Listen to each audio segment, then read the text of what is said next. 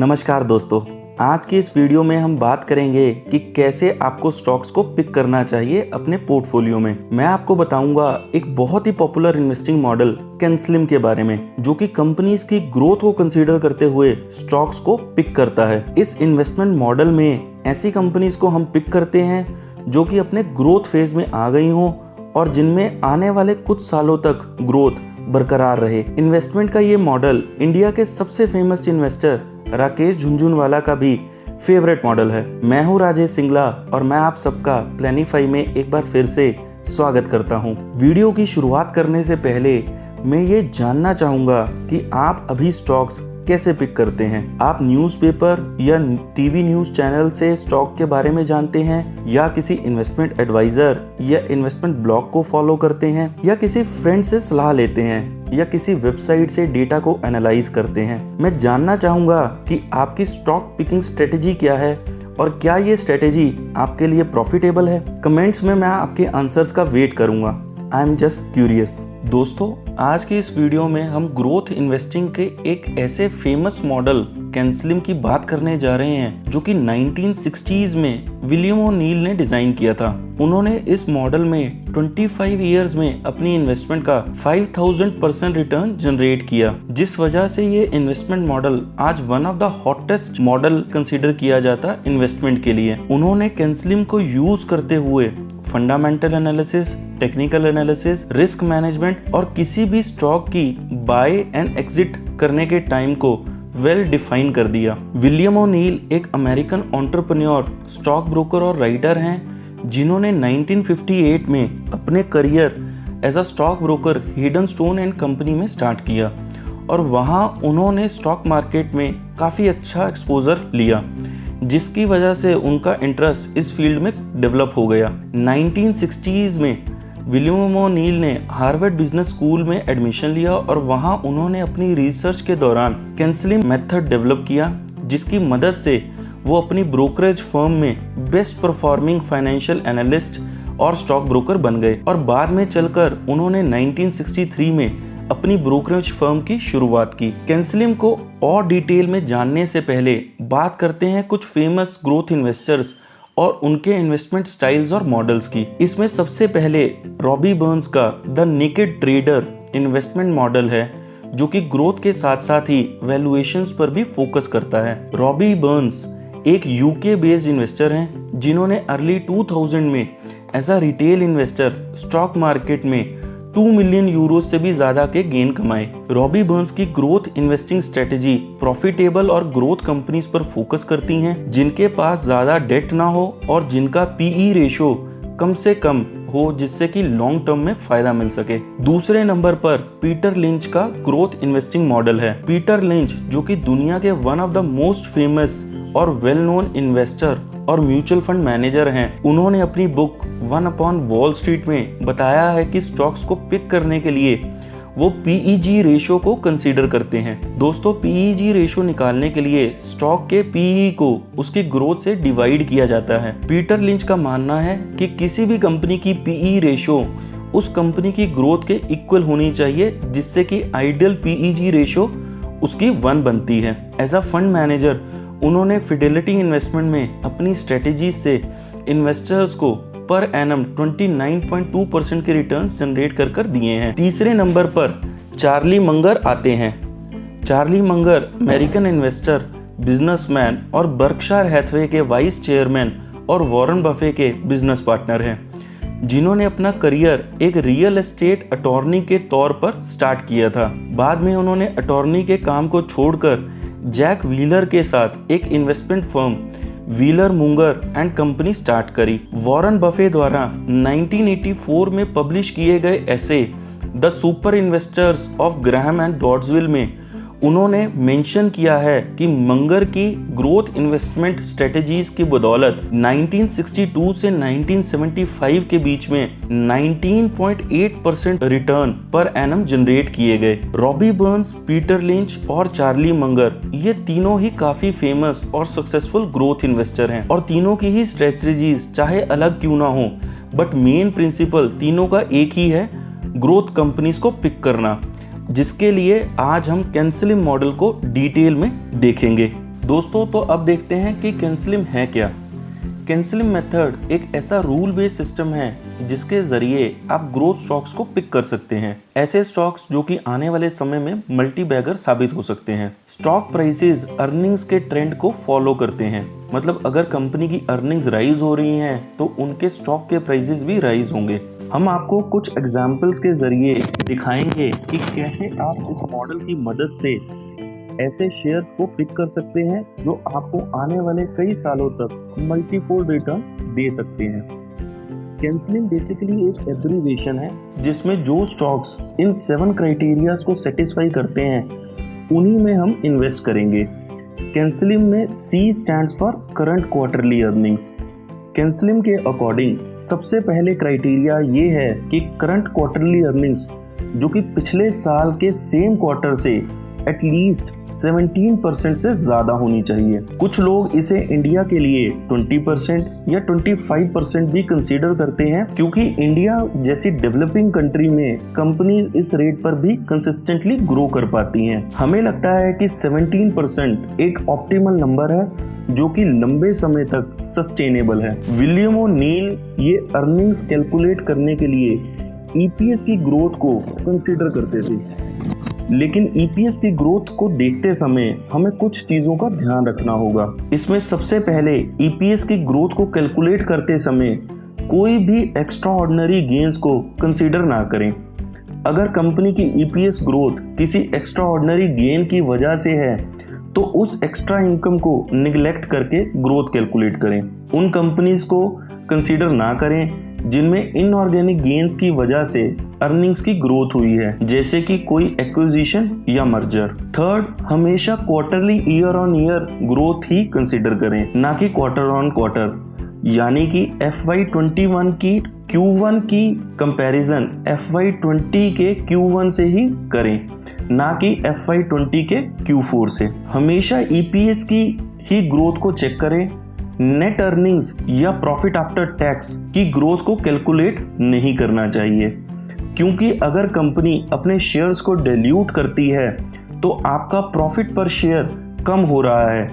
ऐसी कंपनी में बने रहने का फायदा नहीं होगा जिसमें आपके प्रॉफिट पर शेयर कम हो रहा हो। इसके बाद कैंसलिंग में A stands for annual earnings. Next criteria में हम एनुअल अर्निंग्स को कंसीडर करते हैं। एनुअल अर्निंग्स इसलिए इम्पोर्टेंट है क्योंकि एक क्वार्टर की अर्निंग की ग्रोथ कोई खराब कंपनी भी दे सकती है, जबकि एनुअल अर्निंग की एक कंसिस्टेंट ग्रोथ सिर्फ एक अच्छी कंपनी की ही निशानी है।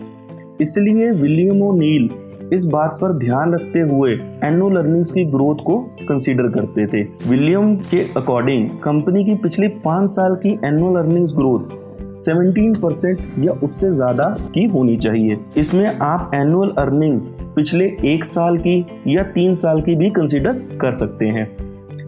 दोस्तों, एनुअल अर्निंग्स ग्रोथ देखते समय जिन जिन चीज़ों का ध्यान रखना है उसके बारे में भी बात कर लेते हैं। सबसे पहले, कभी भी CAGR ग्रोथ को कंसीडर ना करें, हमेशा एवरेज एनुअल ग्रोथ को ही कंसीडर। इससे कंसिस्टेंसी मेंटेन रहेगी।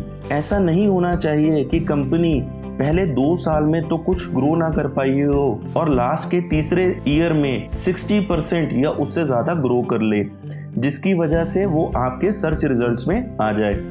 आपको कंसिस्टेंट ग्रोथ चाहिए, ना कि एक बहुत बड़ा बम्प ग्रोथ का। इस वजह से आपको हमेशा जो एवरेज एनुअल ग्रोथ है उसी को कंसीडर करना है। दूसरा, कंपनी का रिटर्न ऑन इक्विटी 17% से ज्यादा का होना चाहिए, अगर कंपनी C और A दोनों को सेटिस्फाई कर रही है। तीसरा दोस्तों, एक बहुत ही महत्वपूर्ण क्राइटेरिया है जिसमें कंपनी का कैश फ्लो फ्रॉम ऑपरेशंस को अगर हम पर शेयर से डिवाइड कर दें तो वो EPS से ज्यादा का होना चाहिए। दोस्तों, एक कंपनी 3 मेथड से ही पैसे को अर्न कर सकती है। पहला है कैश फ्लो फ्रॉम ऑपरेशन, जिसमें वो बेसिकली काम कर रही है। दूसरा है cash flow from investing activities, जैसे कि किसी सकती है, या फिर cash flow from financing activity, मतलब किसी को पैसे यानी कैपिटल को इंटरेस्ट पर देकर भी वो कंपनी पैसे कमा सकती है। दोस्तों, एक चीज यहाँ से ध्यान में रखनी होगी, जितनी भी बैंक और NBFC की कंपनीज हैं उसके लिए आपको cash flow from financing activity को कंसीडर करना होगा और उसे नंबर ऑफ शेयर से डिवाइड करना होगा जो कि ईपीएस से ज्यादा हो। नॉर्मली बाकी कंपनीज के लिए कैश फ्लो फ्रॉम ऑपरेशंस को आप नंबर ऑफ शेयर से डिवाइड कर सकते हैं जो ईपीएस से ज्यादा हो। इससे आपके बैंक और एनबीएफसी सेक्टर कभी भी मिस नहीं होंगे। इसके अलावा दोस्तों कई लोग रेवेन्यूज की ग्रोथ को भी इसमें कंसिडर करते हैं, जिससे कि ये पता चले कि कंपनीज की ईपीएस ग्रोथ सिर्फ ऑपरेटिंग मार्जिन्स को सुधार कर ही नहीं हो रही है, जबकि कंपनी का मार्केट शेयर उस सेक्टर में भी एक्चुअली ग्रो कर रहा हो। हमारे हिसाब से 17% की अग्रेसिव ग्रोथ को लेना शायद सही नहीं होगा। आप रेवेन्यूज की ग्रोथ 10% भी लेंगे तो भी चलेगा। इससे आपकी consumer discretionary specially FMCG sector की कंपनीज और आईटी कंपनीज निगलेक्ट नहीं होंगी, जिनमें एक टाइम के बाद ऑपरेशन पर एक्सपेंसेस उस रेट से नहीं बढ़ते जबकि अर्निंग्स की ग्रोथ बरकरार रहती है। इसमें कंपनीज के रेवेन्यू उतनी तेजी से नहीं बढ़ पाते। तो हमारे हिसाब से रेवेन्यू की ग्रोथ आप कंसिस्टेंटली 10% भी लेंगे तो वो काफी अच्छी आपके पास रिजल्ट्स में दिखाई देगी। दोस्तों अब बात करते हैं कैंसलिंग में एन की। थर्ड कंडीशन में N stands for new. New आगे फर्दर 3 वे से हो सकता है। पहला है न्यू मैनेजमेंट या नए प्रोडक्ट्स की वजह से। विलियम ओ'नील ने अपनी रिसर्च में ये पाया कि नॉर्मली ग्रोथ स्टॉक्स की हाई ग्रोथ स्टोरी का रीजन न्यू मैनेजमेंट होती है जो एक्चुअली में न्यू प्रोडक्ट्स लॉन्च कर रही होती है, या फिर सेम मैनेजमेंट है जो कि नए प्रोडक्ट्स को लॉन्च करती है। इसीलिए हमें सी और ए के बाद एन को देखना चाहिए कि कंपनी की क्वार्टरली और एनुअल अर्निंग्स की ग्रोथ की पीछे की स्टोरी क्या है। कुछ ऐसे चेंजेस हुए हैं जिससे कि कंपनी के फंडामेंटल में चेंजेस आए हों, और क्या कंपनी हाई ग्रोथ फेज में जाने को तैयार है। इसे एक एग्जाम्पल से समझते हैं। आपने आइशर मोटर में ग्रोथ को देखा होगा। आपने देखा होगा कि न्यू यंग मैनेजमेंट में आने के बाद पिछले 10 इयर्स में बुलेट की सेल्स में कैसी बढ़ोतरी हुई है, कैसे इस स्टॉक का प्राइस अप्रैल 2009 में 200 रुपीस के करीब था, जो कि ऑलमोस्ट अप्रैल 2020 में बढ़कर 13,500 रुपीस हो गया। ये सेम ट्रेंड हम अपने प्री आईपीओ स्टॉक मोहन मैकिन के लिए भी देख रहे हैं, जो कि ओल्ड मॉन्क रम बनाती है और इंडिया की सबसे बड़ी रम बनाने की कंपनी है। कंपनी के प्रॉफिट पिछले कई सालों से कंसिस्टेंटली बढ़ते जा रहे हैं। दूसरा N stand for new stocks. New stocks का मतलब है कि कोई भी ऐसी नई लिस्टेड कंपनी जो पिछले 4 से 5 साल में एक्सचेंज पर लिस्ट हुई हो। तीसरा एन का मतलब न्यू हाईज है। स्टॉक जो लगातार ऑल टाइम न्यू हाईज बना रहा हो वो भी एन के क्राइटेरिया को सेटिस्फाई करता है। न्यू हाइस को बाय करने के पीछे एक बहुत ही बड़ा साइकोलॉजिकल फैक्टर है, जो कि वॉरेन बफे भी अपनी इन्वेस्टमेंट फिलॉसफी में बताते हैं। उनका हमेशा मानना है buy the fear and sell the greed. जब भी कोई नया स्टॉक न्यू हाई लगाता है तो मेजॉरिटी इन्वेस्टर के मन में एक फियर आता है कि इसे और कितना ऊपर जाएगा और अब इस शेयर को बाय नहीं करना चाहिए। लेकिन वॉरेन बफे के अकॉर्डिंग हमें इसी फियर को बाय करना चाहिए। और जब भी कोई स्टॉक न्यू लो लगाता है तो मेजॉरिटी इन्वेस्टर के मन में ग्रीड आता है कि अब ये स्टॉक डिस्काउंटेड प्राइस पर आ गया है और क्यों ना इसे बाय कर लें। आपने हमारी रीसेंट येस बैंक की वीडियो को भी देखा होगा, जिसमें हमने दिखाया है कि कैसे रिटेल इन्वेस्टर येस बैंक में ट्रैप हो चुके हैं और कैसे आने वाले टाइम में येस बैंक उनको अच्छे रिटर्न नहीं दे पाएगा। अगर आपने वो वीडियो मिस कर दी हो तो आप उस वीडियो को जरूर देखें। दोस्तों कैंसलिंग मॉडल की एक और एग्जांपल को देखते हैं। इसमें हम इस बार बजाज फाइनेंस को देखेंगे। बजाज फाइनेंस की दिसंबर 2011 में क्वार्टरली ईपीएस 32.7 रुपीस की थी, जो कि दिसंबर 2010 की ईपीएस 20 रुपीस से 50% से भी ज्यादा की ग्रोथ है और 5 इयर्स की एनुअल अर्निंग्स की ग्रोथ 35% की। दोस्तों अब देखते हैं कैंसलिंग में S stands for supply of shares. William ओ'नील का मानना है कि हमेशा ऐसी कंपनीज पिक करें जिनमें पब्लिक शेयर होल्डिंग कम से कम हो और इंस्टीट्यूशन या फिर प्रमोटर की होल्डिंग ज्यादा से ज्यादा हो। इससे शेयर की मार्केट में सप्लाई कम हो जाती है और प्राइसेस के फॉल बैक के चांसेस काफी कम हो जाते हैं। शेयर की सप्लाई दो वे से ही कम की जा सकती है। पहला है कंपनी के बायबैक्स। अगर कंपनी खुद अपने शेयर को बायबैक कर ले तो इससे शेयर्स की सप्लाई मार्केट में काफी कम हो जाएगी। दूसरा है इंस्टीट्यूशनल बाइंग। अगर इंस्टीट्यूशंस अपनी होल्डिंग किसी शेयर में बढ़ा रहे हैं तो इसे भी शेयर की सप्लाई कम हो जाती है, क्योंकि इंस्टीट्यूशंस लॉन्ग टर्म इन्वेस्टिंग में बिलीव करते हैं और जल्दी जल्दी किसी शेयर को नहीं खरीदते बेचते। इसके बाद दोस्तों कैंसिलिंग में एल आता है। L stands for leading sectors. William ओ'नील ने अपनी रिसर्च में ये पाया कि लीडिंग सेक्टर के स्टॉक्स में हमेशा इन्वेस्टमेंट करनी चाहिए, ना कि लैगिंग सेक्टर के स्टॉक्स में। इसे एक एग्जाम्पल से समझते हैं। मान लीजिए कैन की इम्प्लीमेंटेशन के बाद आपके पास दो कंपनीज आती हैं, कंपनी ए और कंपनी बी। इसमें कंपनी ए लीडिंग सेक्टर को बिलोंग करती है और कंपनी बी लैगिंग सेक्टर को। तो हमेशा हमें कंपनी ए में इन्वेस्ट करना चाहिए, क्योंकि विद टाइम लैगिंग सेक्टर की बियरिशनेस कंपनी बी के स्टॉक को नीचे ले जाएगी। लीडिंग सेक्टर पता लगाने के लिए हम रेनको चार्ट्स का यूज कर सकते हैं, जो कि बहुत ही सिंपलेस्ट चार्ट स्टाइल्स हैं जो किसी भी इंडेक्स या स्टॉक के ट्रेंड को पता लगाने के लिए काफी मदद करते हैं। रेनको चार्ट्स को यूज करने के लिए आपको ये स्टेप्स को फॉलो करना होगा। सबसे पहले investing.com पर जाना होगा। investing.com पर जाने के बाद आपको सेक्टर इंडेक्स सर्च करना है। इसके बाद उस इंडेक्स का चार्ट दिखाई दे जाएगा। आपको चार्ट स्टाइल में रेनको सिलेक्ट करना है और आपको वीकली या मंथली चार्ट पर आना है। फॉर एग्जाम्पल अगर हम निफ्टी आईटी का चार्ट खोलकर देखें तो आपको ये दिख रहा होगा कि रेनको बार इसका रेड है, यानी कि ये सेक्टर अभी लेगिंग सेक्टर है। और यही अगर हम निफ्टी एफएमसीजी का चार्ट खोलकर देखें तो आप नोटिस करेंगे कि लास्ट बार ग्रीन है, यानी कि ये सेक्टर अभी लीडिंग सेक्टर है। ध्यान देने वाली बात है दोस्तों कि आप जो भी स्टॉक को पिक करें वो लीडिंग सेक्टर का ही पिक करें। इसके बाद हमारे पास कैंसिलिंग में आई आता है। आई stands for institutional sponsorship. William ओ'नील का मानना है कि स्टॉक जिनके शेयर होल्डर्स में क्वालिटी म्यूचुअल फंड्स और बिग इन्वेस्टर्स के नेम हो उन्हीं को पिक करना चाहिए। ऐसा इसलिए क्योंकि इस स्टॉक में स्टेबिलिटी प्रोवाइड होती है और लॉन्ग टर्म में कोई सेलिंग की वजह से स्टॉक में गिरावट आने के चांसेस बहुत कम होते हैं। कैंसिलिंग में M stands for market. Last criteria CANSLIM में मार्केट की कंडीशंस का है। स्टीव कोहन जो कि एम्परर ऑफ स्टॉक पिकिंग कहलाते हैं, उनका ये मानना है कि स्टॉक पोर्टफोलियो के रिटर्न्स में 40% कंट्रीब्यूशन मार्केट का है, 30% सेक्टर का और सिर्फ 30% ही स्टॉक का।